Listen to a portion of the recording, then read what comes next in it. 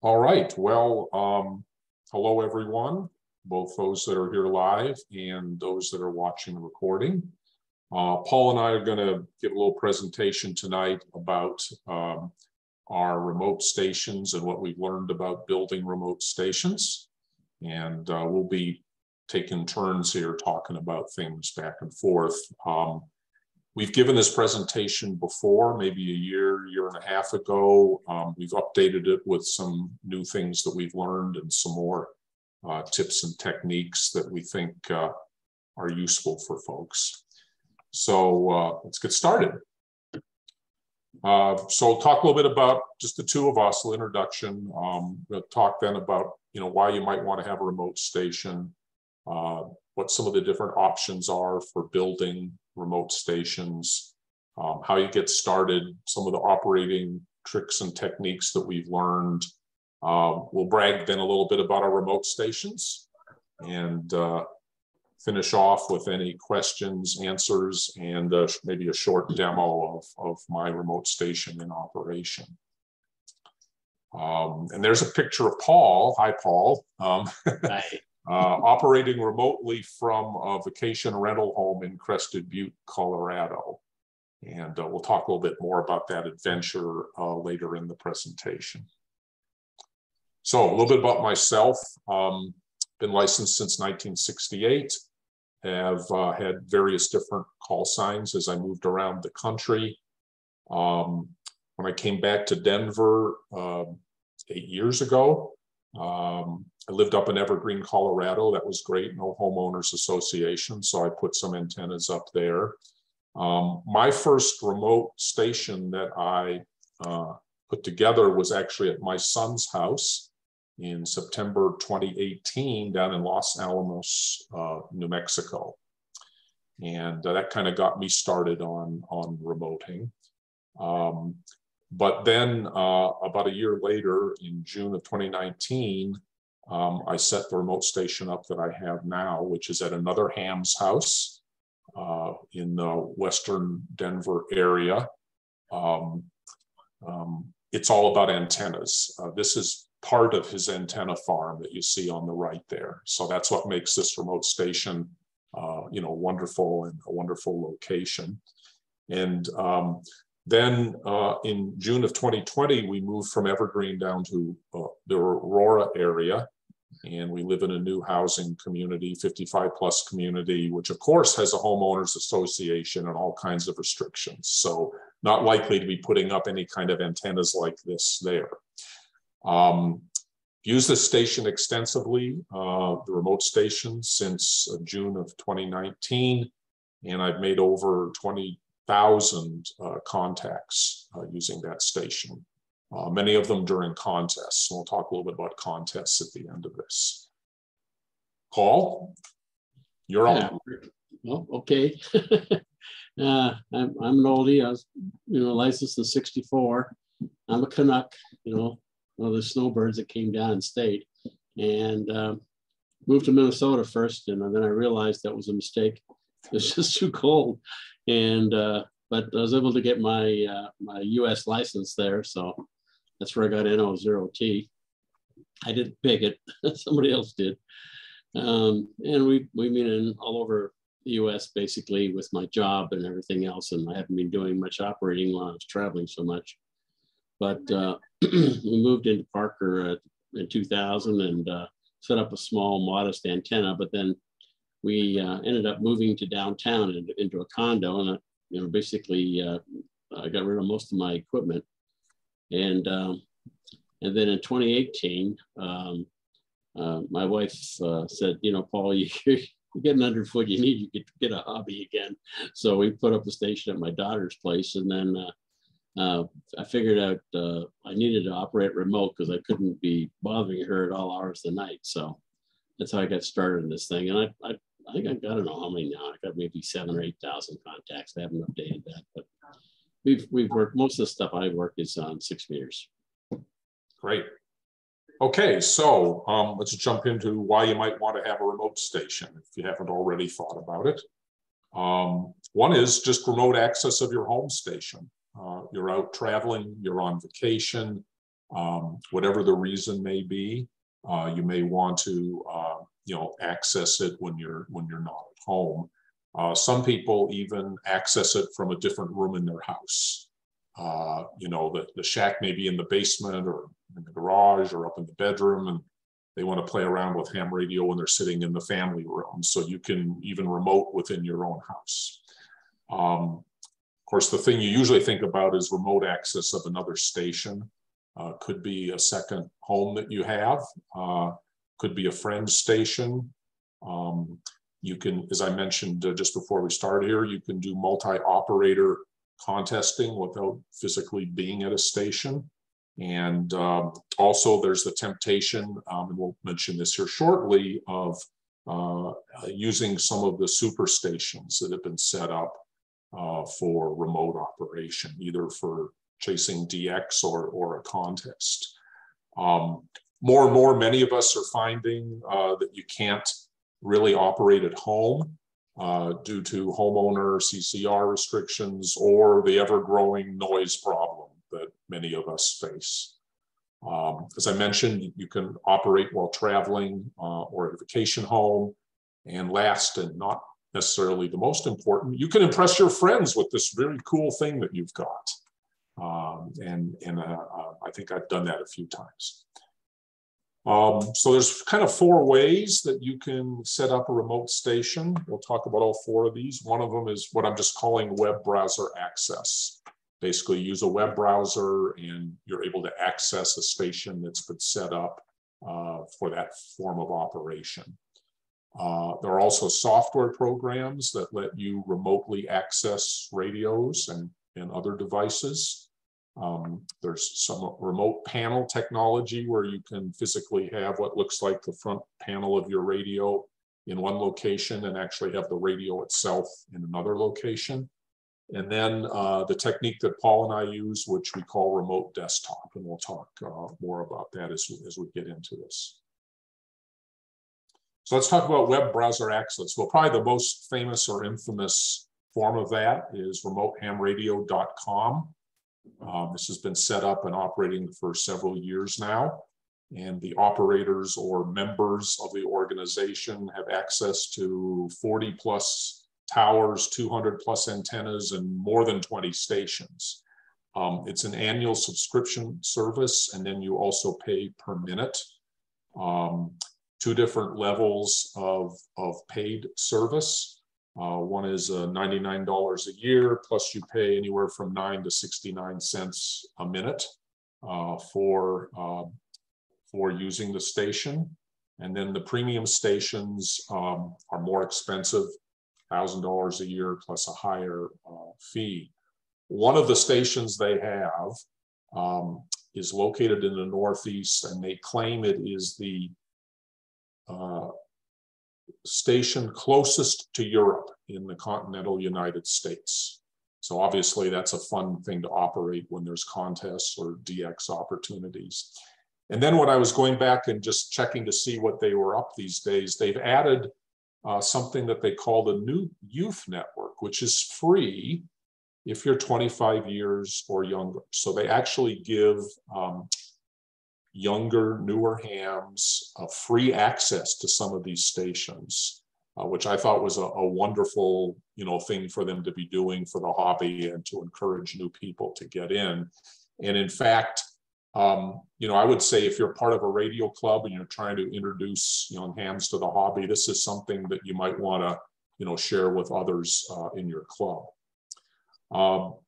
What you need on the operating side is a Chrome web browser or an Android phone or a Chromebook, iPhone, etc., or even a Flex Mestro type of interface. This is at least one view of what you get when you're on the web browser. You get, waterfall spectrum displays. You can operate different modes.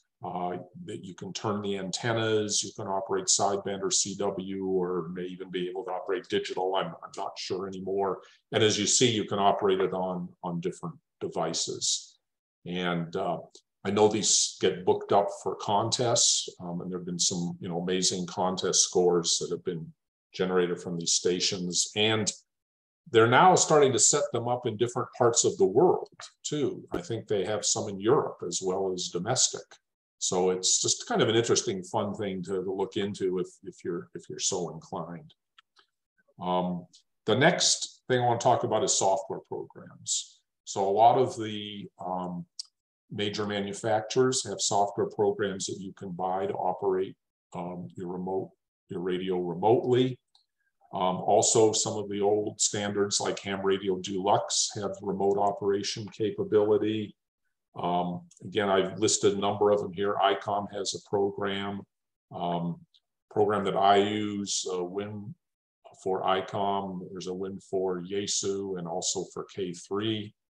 Again, some great software programs that will let you operate your stations remotely, which basically means that, again, your equipment's in one location and then you're in another location operating the radio. And here's just some examples of the sort of virtual front panel displays that some of these programs have. Interestingly enough, for me, the one on the lower right-hand corner is what I use. It goes with my ICOM 7600. I actually like it better than the front panel of the actual radio. It gives you better access to the radio, and I've become so accustomed to it that whenever I visit my remote station and I'm sitting in front of the rig, I don't even remember how to use it anymore, quite literally. This is my ICOM 7600 as far as I'm concerned. Remote front panels. There's a company called Remote Rig that makes this set of equipment here. It's basically kind of a remote modem, if you will, and you can control your radio. You can transfer audio back and forth, and some station control. It works with any of the radios that have the physically separable front panels. So like the ICOM 7100, some of the Kenwood and Yaesu radios. You can also use a PC at the location, but it's very cool, certainly, to be able to have a physical radio panel sitting in front of you. And last time I checked, it was about $500 for the pair. I know some hams that use this very successfully and are very happy with the operation using this equipment. And here's kind of a little picture, maybe a bit hard to see, but essentially you have at the remote station, you have your radio, maybe an amplifier, a rotator. All these things are plugged into one of the modem units, and then you communicate over the internet to another modem unit where you can have a speaker, a microphone, CW paddle, and then the front panel of the radio. So again, there's you can kind of, if you want to carry this around with you in a little suitcase and have what feels like a radio right in front of you. Pretty neat idea. Bit higher scale is what Flex offers in terms of their Maestro. Works with several of their models. Obviously the Flex radios are quite sophisticated and perform very well. I know Mark, who was just on here a few minutes ago, operates his station remotely. It's W0QL, and he uses the Maestro system to do that. And we've heard of many other people that do the same things. You can even have, maybe, as it shows here, two operators operating one radio. Not that that would ever cause any confusion, of course. Okay, so remote desktop. This is, again, is a technique that Paul and I use. The basic premise is that you have a computer at your remote station, and you run all the software for controlling all your equipment on that computer. So all the programs are running local at that remote station. And then you use a remote desktop to just basically replicate the screens, transfer the audio, and some other control functions to that location. And this lets you use all your favorite software. They don't have to have been built to be remotely operated. So there's a real advantage there. You do need a remote desktop program. And you see basically what's on, what would be on the monitors or screens of the shack computer, which means that anything you want to control does have to have some kind of software application that lets you do that control. There's a number of software packages that you can use. You know, used to be we all said we'd use TeamViewer, but they kind of changed their terms a couple years ago. So I'd say don't use TeamViewer, even if it seems like it's working for you. It probably won't once you use it for any period of time. Paul and I use a program called SplashTop. One of the nice things about it is it lets you run multiple monitors simultaneously. If you have all these software programs, and you'll see my desktop here in a little bit, it's really hard to get them all on one screen. I have 2 screens. Paul had to one-up me. He's got 4 screens, but you don't necessarily need 4. And there's some free things. There's AnyDesk. It works lovely. We use AnyDesk as kind of a backup package. The free version works very well. And then I've listed, you know, some other products that are available to use. And again, as I said, this is the technique that Paul and I use to do our remote stations. Here's just a quick image of my 2 monitors, and I'll show it to you live here at the end of the presentation. But as you can see, I've got, you know, a fair amount of software running here, and it takes up, you know, a fair amount of screen real estate to do all that. So what do you need? Well, you're going to want a transceiver with computer control. You need to be able to control the transceiver, you know, via some form of software program. So it needs to have a CAT type control. You may need some audio interfaces, depending on, you know, if you want to be able to hear things back at the remote, at your local location, or sometimes you need, you know, if you're using digital modes, obviously you have to have those interfaces. You can set up a CW interface. We've got a couple of things listed in the appendix. Paul and some other folks have set that up very successfully. You do need a PC computer at the shack, at your remote site. Needs to be configured to boot on power up. So you're not going to be there to type your, you know, password and everything else into the computer.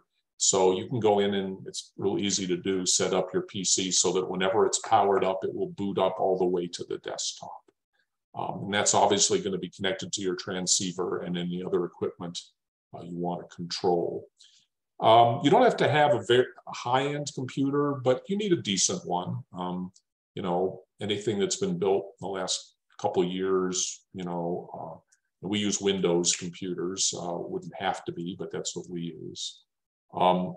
Next most important thing is you're going to want remote power control.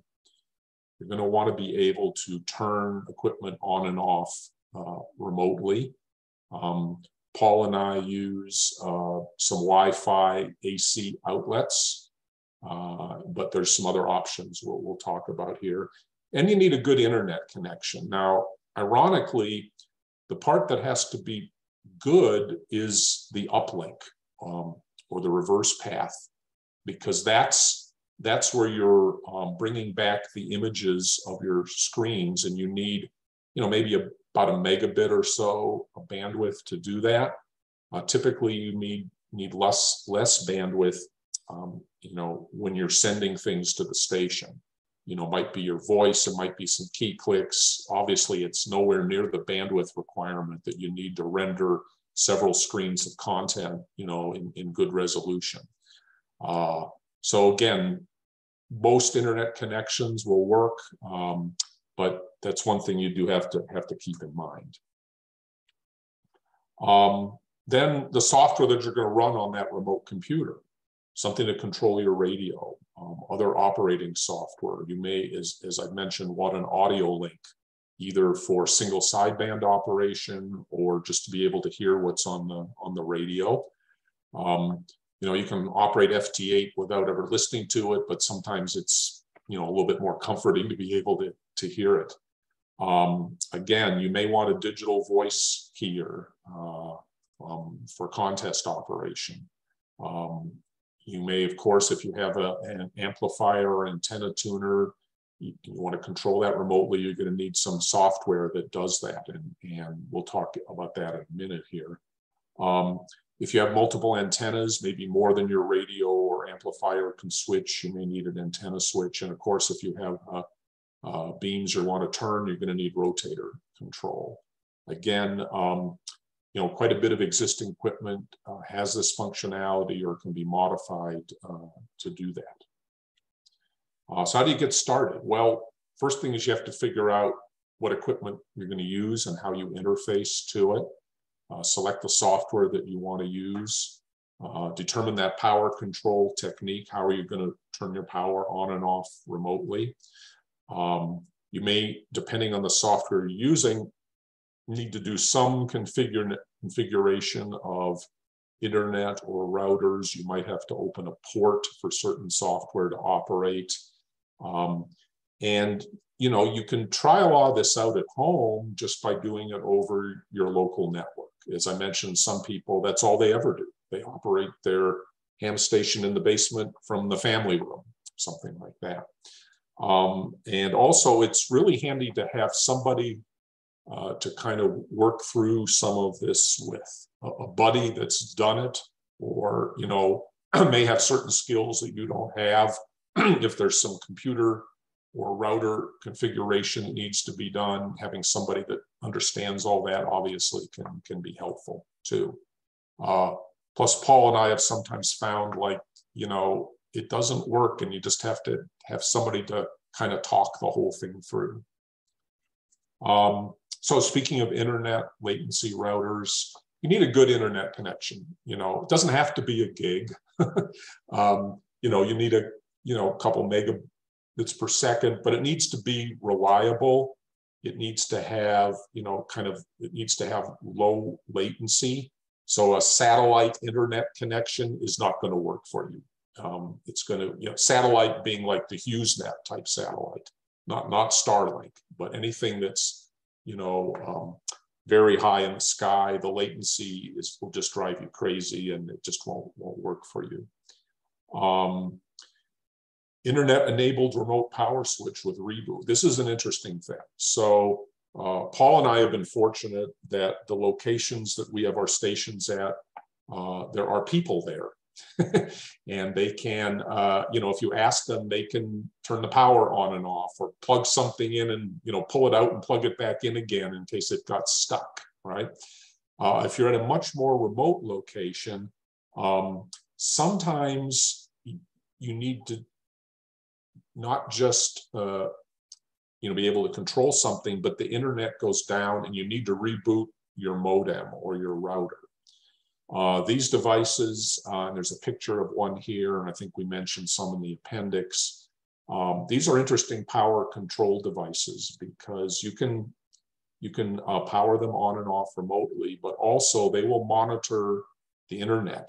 And if the internet fails, then they will power cycle themselves. And if you plug your router or modem in there, it gives you an opportunity to power cycle that remote device in case for some reason it's off in la la land and not talking back to its mothership. So there's some nice things that you can buy that will help with that problem. We found pretty much, Paul, in all the operating we've done, that we really don't deal with any latency issues. Sound cards, CW interfaces, foot switches remotely, all these things, seem to work pretty well with the internet connections, at least we've operated at, including ones where we've traveled around even outside the country and operated our stations. So I don't think it's going to be a big issue. Again, just don't think you can use one of the high orbit satellite internet services. Routers, yeah, sometimes you may need to open a port or play around with firewalls a little bit to get a few things going. Again, you can Google for most things, or sometimes, a buddy that knows a little bit more about IT can help you out there. Most of the software that we use, we've never had any configuration issues where we had to go in and fiddle with things. There's one or two programs we've used where we've had to, open a port or something like that. Okay, so what are some of the tricks that we've learned? Well, again, I think start simple. Start by controlling your transceiver, get the basics running, then add more devices and software as you go. You might want to try a digital mode first. It might be simpler than setting up CW or sideband with your remote set situation. One of the things that I do, because I have to start up about 6 or 7 or 8 programs, is I use a macro recorder player like TinyTask, which is free, to actually start my software up. So every time my computer boots up, it runs this set of macros, which basically start all my programs for me. So by the time I connect in, a couple minutes later, everything's up and running and ready for me to use. Again, make sure you have the AC power control solution. That's a lifesaver. Your computer or software may freeze. You may need to power cycle some piece of equipment. You may need to power down during storms. The picture in the upper right actually is a little power control unit that Paul built. So the typical Wi-Fi AC controller is 110. Well, for those of us that run amplifiers and need 220 or something, you need to be able to switch the power to your amplifier. So you can build a little remote relay like Paul has. So it's powered by 110 volts, but it switches 220. We won't give a lesson on how to build that here tonight, but that's worked very well in terms of being able to switch off, higher powered equipment. For remote CW, I'm going to say check out WinKey or Remote. Again, we have links in an appendix that have all the site information for these things. And then something that Paul and I learned fairly early on was there's no reason to have monitors connected to this remote computer. There's nobody there to watch them, right? So why spend the money, particularly if you have dual monitors or 4 monitors or something else, when you can buy what's called a dummy headless monitor plug. And that's these 2 items. Here's a VGA one, but here's an HDMI one. These plug into the back of your computer and make your computer think that a monitor is connected. One of the great things about them is you can set them to very high resolutions if you want. So you don't have to have an expensive monitor connected, and you can get 2K or 4K resolution if that's what you want to display on the other end. So very, very cool little devices, very inexpensive. I think they're like $10 each or something like that. In fact, when I go to my remote station to operate, because I don't have any monitors there, I take my notebook computer and I run the station remotely, even when I'm sitting right in front of it, because that's the only monitors that I have available to use.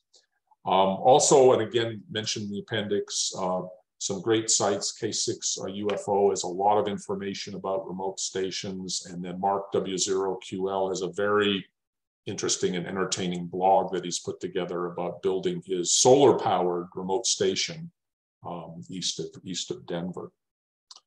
So now, Paul, it's back to you. We're going to talk about your station a little bit. Okay, thanks, Bill. Well, the station I had located at my daughter's place, KE4RIQ. She's got a 3-story place over at Sloan's Lake, and so my wife said I needed a hobby, and so she was gracious enough to let me set up my station there, and started off with a couple of M squares, and initially went to a couple of Innova antennas, the LFAs, because of the downtown noise I have here. I mean, it's very noisy in the city. However, I've got like, 40 some odd, 49 countries so far, maybe 50 something, and working my way up on 6 meters. Also could put up some low band antennas just sprung at the side of the house. The station itself is pretty simple. I've got it listed here with all the parts I've got here, and works pretty good. It integrates pretty easily. Let's put it that way. And I'm using a Windows 10 computer. Now, one thing you may want to consider is if you go over to Newegg, their website, they have these. If you search for reconditioned computers, they have these nice Livono computers. You can get like a reasonably good one. I have a Windows i7 right now. And I think I paid $350 for the computer from Newegg, and works like a charm. It's fast. You'll find when you're doing remote operating that the computer you're using does not have to have a lot of RAM. I have like 4 windows, a whole bunch of stuff going on. I'm only using 5 gigs worth of RAM, but my processor is sometimes hitting like 90%.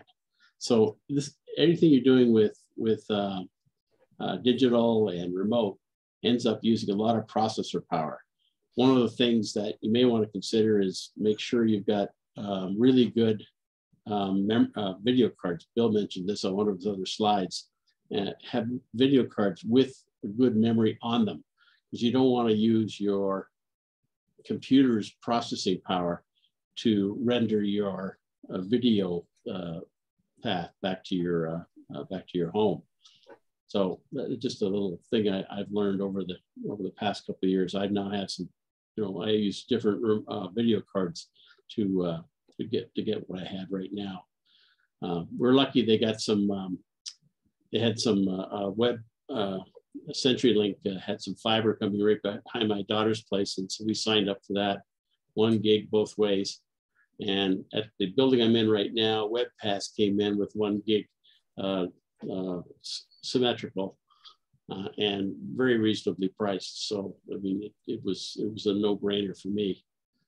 Bill and I both upgraded to Splashtop Business, and that was because Splashtop Business allowed us to run N+1 monitors. I'm not going to have 8 monitors if I wanted to, but I don't think I could probably live with that. But 4 is what I use, because it allows me to put some other things on the other screens, like PSK Reporter, and I can look up QRZ anytime I want, and so on. So rather than having everything squished together on one screen, I've got it spread out a little bit, so it makes it easier for me to read it. And Bill and I use AnyDesk as kind of our over-the-shoulder monitoring. So when Bill's operating a contest using Splashtop, I can look over his shoulder using AnyDesk and see what he's seeing, and vice versa. So it's kind of a cool setup.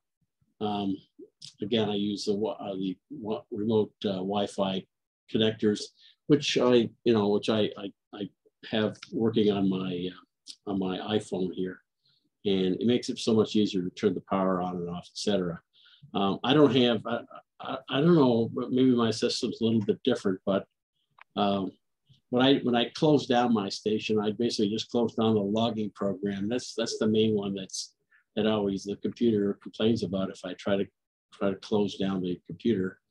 But once I close the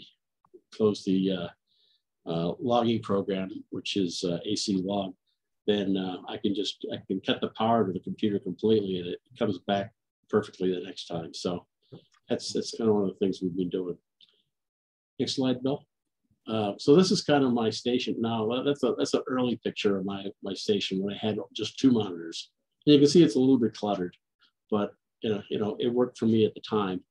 I use WinKey remote. I'm a CW guy, so I like to use CW when I can. And I was able to hook up the WinKey remote, same box at both ends. You can just see it underneath the 2 monitors there. And it worked like a charm. And the only problem we have with when you're working remote CW is the side tone. And if you're not careful, you'll be hearing the side tone coming back from the receiver or the radio at the other end. And it's, of course, delayed, and it just drives you nuts trying to send CW. So what I did was there's a port on the back of that a remote wind keyer, which allows me to close the PTT at my end. And basically, I just mute the audio. When I send, I just listen to the side tone coming out of the wind keyer. So that's how I do CW. And for foot switches, we use some other software, which we found out from another ham. And that was, what was it called, Bill? Remod, right? Yeah, Remod, or REMAUD, which is written by a German guy. And it has very, very fast, very low latency. Let me put it that way. The software is built so that it works fast. So you can hear what's happening at both ends. And it also has a PTT function. So if you close the contact on the serial port at your home, at the other end, it closes the contact as well. And that way you can use your foot switch when you're operating sideband. So you don't have to mess around with keys or any of that kind of stuff. Hey, Paul, I noticed, I was looking more closely at the photo there. Yeah. And that's actually, you're accessing my station from your house. Must have been during the contest because I see N1MM right, up on the screen. I can see your two monitors. Sorry, I called it busy. It is. All right. Moving on. So kind of radio equipment I use right now is I'm using AirSpy R2 and AirSpy HF Plus Discovery for the receivers. I use the ICOM just for transmit. The filters that are in the AirSpys are miles above what I have in the 756 Pro 3. I mean, it's just that the Pro 3 was built back in 2000. So luckily for me, these new SDRs are really cool. And you kind of get the idea from the picture of all the different controls I've got to different audio and so on. I've operated RIDI, I've operated sideband, I've operated CW, and I've operated phone on low band and on 6 meters over the years. The LA1K amp, I got that because I wanted to have some power on 6. And nice thing about it is it had a RS-232 port on the back, and I was able to get together with some guys to come up with a icon of the transceiver. And nice thing is too, they're also US based, which makes turnaround times really fast if you have a problem with the amp. So getting the right control cable, that was my biggest problem getting onto digital. I said, like, I tried all kinds of things and cables and stuff. Finally, somebody suggested, hey, why don't you look at XGG comms over the UK? I said, why that? He said, well, they make a lot of cables for remote operating, for computer operating of your radio. And I checked them out, and the fellow there is really, really good and comes really fast. Like in a couple of days, you get the cable, and it's got a built-in audio card, USB sound card. So I don't have to mess around with my audio connections on the back of my computer. And it all goes in, all comes via USB. So it's all digital all the way, except when it comes, hits that sound card in the cable. But it's really, really good, and never had any audio problems with that cable, and never had any control problems because he custom makes the connectors on the back for your accessory plug on the back of your radio. So this will work on pretty much any radio that's listed there that has cat control. And here's an example. This is what the cables look like, and you can see the audio, the little box in the middle of it. That's an optical, what do you call it? Iso-optical connector or something in there. Anyway, it basically makes it sure that you don't end up getting your computer noise into your radio. And also too, virtual audio cables. There's another thing that I found out. I know that there's a lot of them on the marketplace, and I started using a free one, but I ended up having all kinds of audio distortion issues from time to time. Couldn't figure out why. Blah blah blah.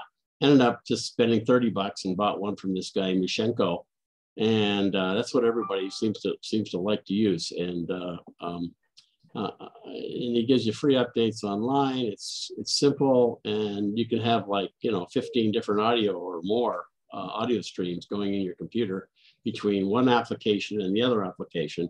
So there's no analog in any of this stuff. So no distortion issues. And the professional version works really, really well. But you got to be careful. There's some other guys out there selling virtual audio cables, but I don't think they work as well as Mishenko's. And again, Paul, you use this, for example, for connecting your SDRs, I think, to other devices, right? Yeah, exactly. Like the audio coming out of your. See, one thing Bill and I, well, Bill taught me was that you can have like multiple devices accessing the same audio port. It's not like COM ports. So it's a way to, like, the SDR puts out audio, but it's all digital because the SDR is connected directly to a USB port. So it's all digital audio at that point. You don't have to go to speakers or anything.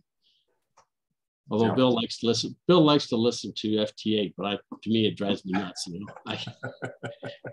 You probably don't like. You probably like listening to MSK 144 too, right? I still cannot decode FT8 or RTTY in my head. I don't know what's wrong after all these years. I still can't do it. Bill. I know. Anyway, and then the other one is this virtual COM ports. Dave, WO2X, out in, I guess he's on the East Coast of New Jersey, I think. Anyway, he shared this tip with me that you can get multiple applications accessing the same COM port. And so what this program does is it has this, if you look at the third line down, it'll do a splitter.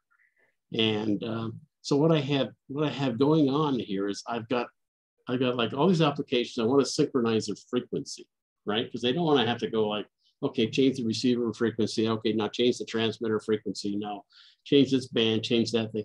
So rather than doing all that sort of stuff, I've got the JT. What am I trying to think of here?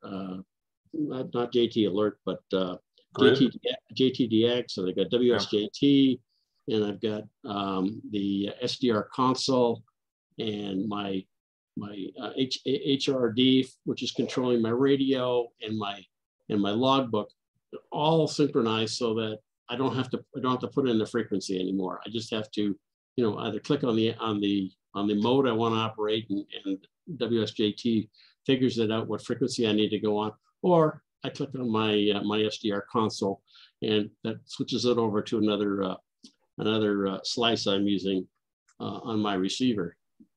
Again, like 4 years or 5 years ago, I had no idea how to do any of this stuff. So this is something I've learned over years, and but nowadays it's available pretty much to anybody. What's it doing? And this was my station over at my daughter's place. As you can see, no monitors. and it just kind of like, I got one tiny little corner of her room up there. I've changed the rotator from that ham radio, or the what's that? That's the high gain. High gain, right? The tail twister. I switched it over to the Yaesu 2800, and that works out pretty well. Yeah. And then here's what your station looks like today, right? Yeah, pretty much. Yeah, this is kind of like what I've got going on today. As you can see, up on the top left-hand corner, I've got the SDR console with multiple parts of the 6-meter band in there, and I can change very quickly by just clicking on one of those slices, and it switches it over. And I got over on the right, you've got Ham Radio Deluxe. Like Bill, I can't operate my ICOM 756 Pro 3 anymore. I have to use this thing because I got all the sliders at the bottom of the screen, and Ham Radio Deluxe works pretty good. You can see down below, I'm using Ham Radio Deluxe for the rotator. And I like it because it's got all the grid squares. You know, I don't have to think. If I see a station from EM34, I can just click on the grid square EM34 and the beam just goes there. So that's kind of, you know, I can go off and do something else. I don't have to worry about where the beam pointing. On the right, I've got, on the bottom right, they've got my AC log, which works great for contesting as well as it's just my regular log. On the left side, I've got the left of the bottom there. You can see I'm running JTDX and JT Alert, which is a great tool that Bill showed me. And plus I've got the my LA1K amplifier icon there, which has all the telemetry that I need to know what's going on with the amp. Here's a picture of the SDR console, I think, which is, by the way, a free piece of software. But it's like very professional grade. If you had to buy this software, it would be in the thousands of dollars. But for ham radio, it's free, and you can see the various screens that I've got on there. I don't know if you can't see my cursor. I don't think. Well, that's a whole other presentation, Paul. Yeah, that is a whole other presentation, and I've got Paul at N2EME going to be helping us with that next month. I think on the 14th of October, which should be a Wednesday. But that's what we're doing then. The other thing is this Node-RED interface. I didn't know how to interface to Palstar because Palstar didn't have a computer interface to their amplifier. And I found out talking to some folks, VA3 MW, he has a remote station about 130 miles northeast of Toronto that he operates all the time because he's in the city of Toronto, and he's using Node-RED for hooking things together. He's got what do you call those Raspberry Pi computers to do things for him. And but the nice thing about it is easy to wire things together on a screen. I'll show you the next screen here. Should show you that. Yeah, so there you can see literally you just grab onto one of these things and pull it over to another thing, and that's how you program it. I mean, it's pretty good if you got somebody that's smarter than me. But Dave WO2X showed me how to do this, and I've done a few mods myself and changed a few things, but it's pretty slick software, and again, it's free, and you can really do a lot of stuff. This is what my icons look like. You can see I actually have two different ones. I just made that up myself. To where I wanted to put stuff is a really simple program. If I can do it, anybody can do it, because I'm not very computer savvy. Yeah. So the great thing here was the LA1K did have a serial port, and it did have the ability to control and retrieve information from the amp. But for some unknown reason, Palstar has never written a desktop control program. Yeah, because it was designed originally that the port on the back was designed to run their auto tuner. Yeah. Right. So so those two things were talking back and forth, and so I was able to get the command set from Paul at Palstar, one of the owners, and I shared that with some of the Node-RED guys, and they were able to pull this together. And they actually have a group that does a lot of this stuff. And they've got all the flows already figured out for a lot of different radios. So it's a good place to go. Here's an example of the Flex 6600 with stuff. And this is from another ham, their W7NIK. But you can kind of see what kind of stuff you can get going with this Node-RED. Yeah, you can come up with all kinds of projects, right? Yeah, this is much more complicated than anything I could do, but it works for me anyway. All right, so just I'll spend just a couple minutes on my station. Again, this presentation will be posted into the files section of the FrontRange6MeterGroup's IO site. Again, I have this station located in another ham's house, and I'm able to use his assortment of antennas when he's not using them. And he has a very nice set of antennas, as you can see here. My main radio is an ICOM 7600. I have a Elecraft antenna tuner and amplifier. You know, we use high gain rotator controllers. I have a remote antenna switch, etc. And I also have a Rig Blaster Pro interfaced in for single sideband to my radio. Bunch of software, which I'll show you here in a few minutes, running on the Win 10 computer. Similar to Paul, I built my computer, but it probably cost me $300. You know, it wasn't particularly expensive. Both the remote station and myself were both on Comcast internet, although again, I've operated from all around the country. As Paul said, we use Flash Top, and I have the Wi-Fi AC power controllers. Here's kind of a block diagram of the station. As you can see, lots of USB or RS-232 connections into the computer from all the equipment, and you know, all powered from you know, 12-volt power supply, except for the amplifier, which is running from 220. And here's some pictures. The one on the left is the setup at the station. The big box in the middle at the top there is the computer, amplifier, antenna tuner next to it, Rig Blaster power supply, antenna switch, and then my 7600 on the lower level there. And then the picture on the right is the setup I had up at Evergreen. Again, 2 monitors for all the station equipment. So Paul and I had fun. We did an interesting little remote down in Crested Butte, Colorado, when I was down there for vacation. I was down for 1 month back in 2019, so we had plenty of opportunity to do remote operation. The local internet there I was using was DSL. It was good enough, again, you know, for at least receiving the screen images and controlling the radio. We both operated the CQ Worldwide VHF contest back in 2019, in July of 2019. And Paul was visiting me at the time. So I was set up in one part of the house running my station. He was set up in another part of the house running his station. We'd run back and forth and see who was doing better in the contest. It was a lot of fun. And you'll notice there that I did have some liquid refreshment helping me out during the contest. Always beneficial for a VHF contest.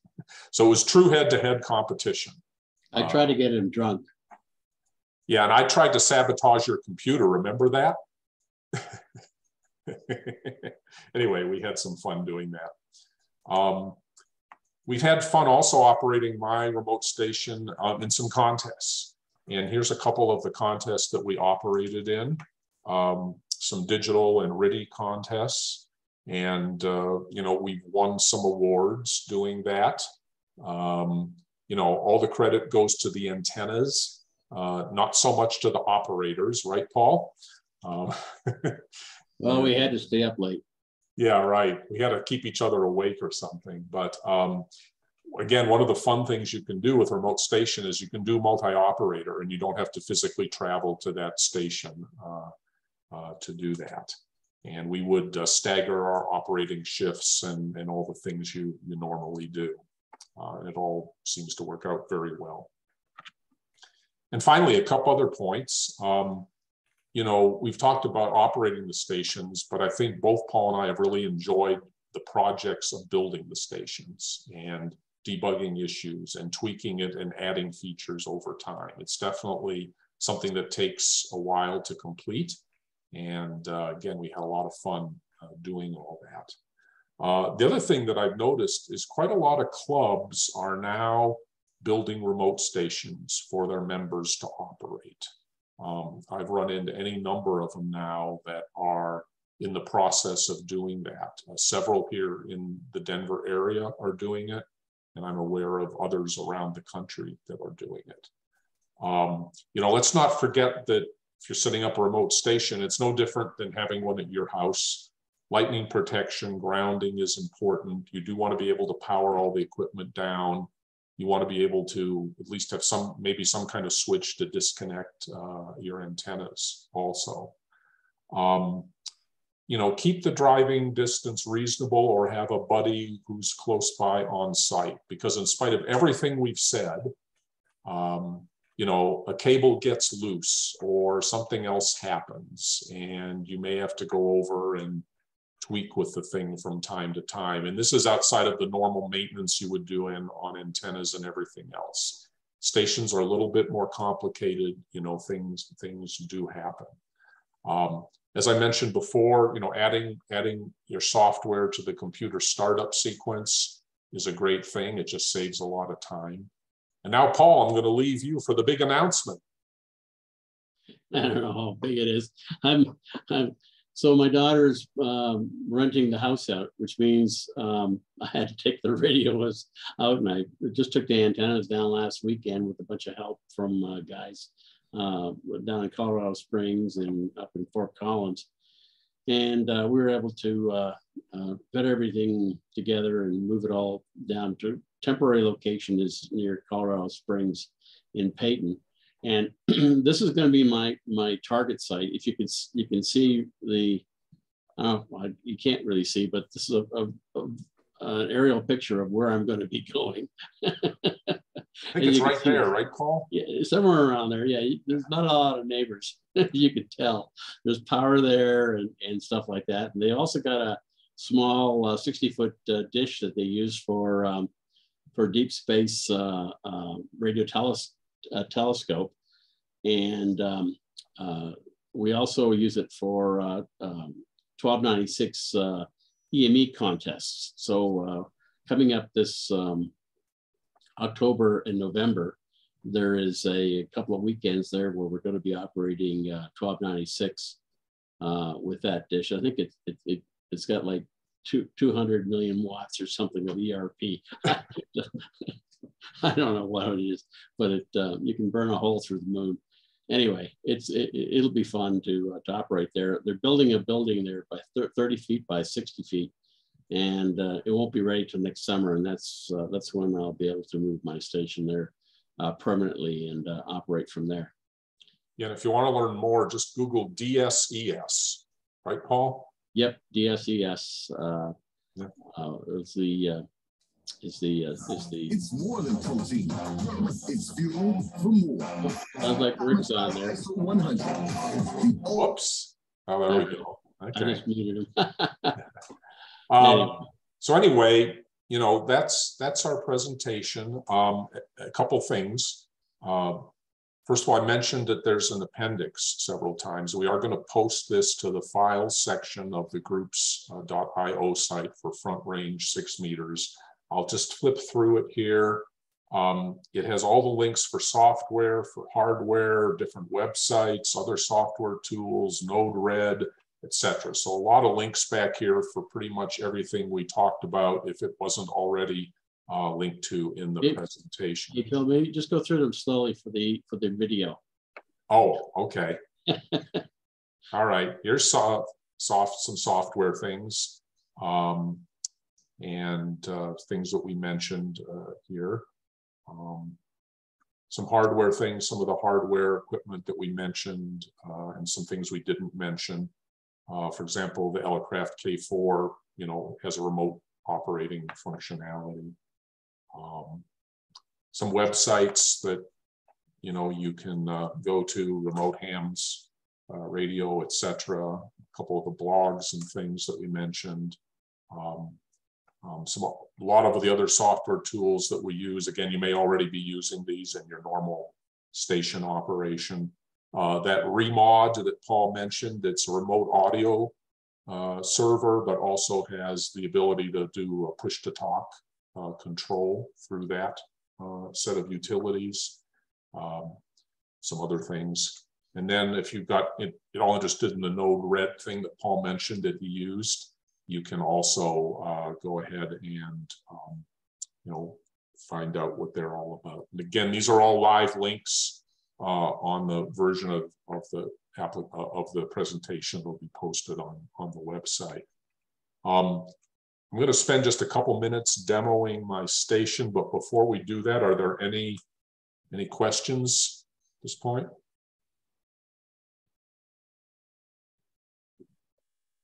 Everything crystal clear? Oh, sure. Sure, it's all figured out. Well, again, take some time and patience, and feel free to reach out to any of us or any other people you know. So let me just go back to the remote station here, and still running. That's good. It's like so. This is my remote station. I'm going to show you the other monitor here, but this is the one that has the WSJTX and JT Alert and my logging program, Log4OM, that I use. So we're on 15 meters right now. Antennas tri-bander at about 90 feet pointed west right now. So we're getting Japan and Australia and some other things. Let me just slide this over to show the other monitor. So this is more of the equipment side. This is down here lower left, the antenna rotator. It's the PST rotator. Some of you may be familiar with that software. This is my amplifier KPA 500 desktop utility, antenna tuner, antenna switch, and then the front panel for the radio. And I'm now going to do something here. I'm going to actually move the amplifier icon over here so that when I slide the screen, so I'm halfway between the two monitors, I can actually see what I'm doing here. And let me make sure that we're set up properly here. Whoops. Okay, SWR is all right. Put it in operate. Let's see what we got here. Okay, about 400 watts coming out. And let's wait, maybe respond to one of these CQs here and see if we can work somebody.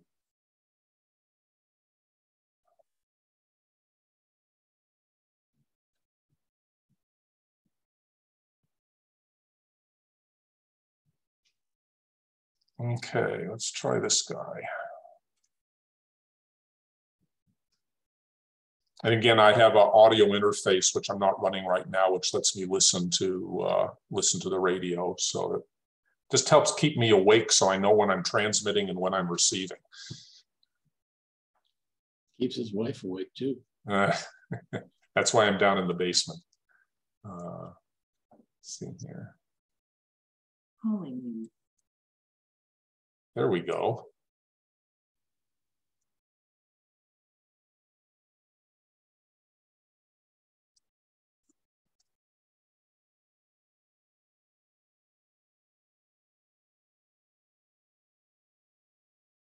So just slide this over a little bit more so you can see what happens here when the contact completes. All right, so I get the normal log screen, I hit OK, and it ends up going into my logging program here. So it's that easy, just as if I was sitting right in front of the equipment. In fact, again, I really don't notice the latency. Sure, there's a little bit. And when I'm operating sideband contests, and I'm, whoops, what do you know? Someone else wants to work me.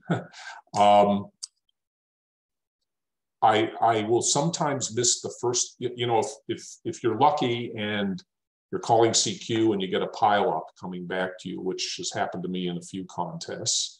You get a lot of stations calling you. I'll sometimes miss the first letter of someone's call if they're really fast on the switch, but you know, easy enough to work that through by just, you know, giving you part of the call there.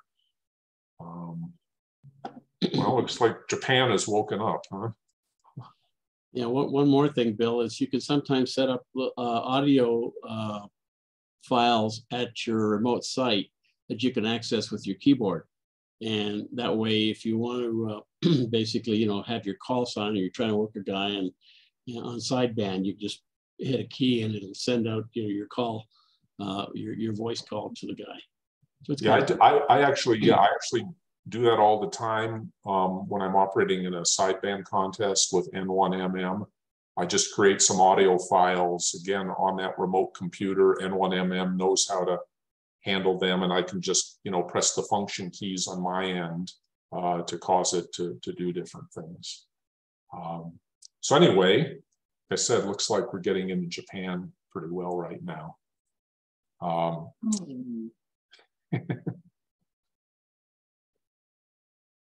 We can hear the JT alert. Is that coming through? Okay.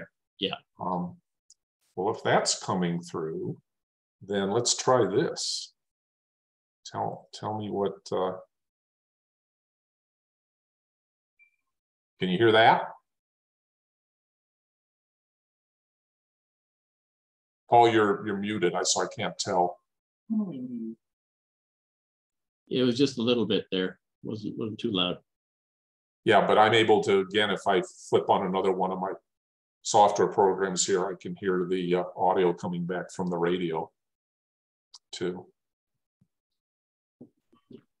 Very good. And yeah, you have audio links also in AnyDesk as well as Splashtop. They have their own audio circuits as well, so you can listen to that. Right, right.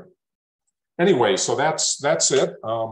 If there aren't any further questions, I think we'll close down for tonight. As I said, you know, the presentation will be available on the website, and then Paul will post the video probably sometime tomorrow. Hey, Bill and Paul, did you guys say, this is Bob, KB0JI, did you say that it's actually fairly easy to set it up with FT8? I thought, well, there's all these other programs I got to have running, but it's actually pretty easy to accomplish that. Yeah, I mean, again, it's no different than if you're doing it, you know, on your normal station, which is you've got to have audio interface available for WSJTX or JTDX, and then the CAT control. Mm-hmm. And again, geez, look at all this. I'll wait until the next go round, see who's still calling me. But what's nice about the way we do it is it's all running on the same computer that's sitting right next to the radio, right? So it's all local, if you will. We're not trying to send the WSJTX audio back and forth, you know, from one location to another. Okay, it's all done locally there on that computer next to the radio. Mm-hmm. Okay. Paul, yeah. Yeah, let us know when you're wanting to set something up there, Bob, and Bill and I'll come over there, and you can service some 807s and. Oh yeah, there's a price involved in being your buddy, so you know. Yeah, but we can come over there. We can tolerate that. Yeah, we can just download some software, and we'll have you operating in no time. Yeah. Okay. All right. Well, thanks everyone. I think Paul, you can stop the recording, and we'll say good night. And I'll work Japan for the next hour. All right, 7-3 guys. Yep. Stopping the recording now. Yeah. Thank you. Thank you. Thank you very much. Yep.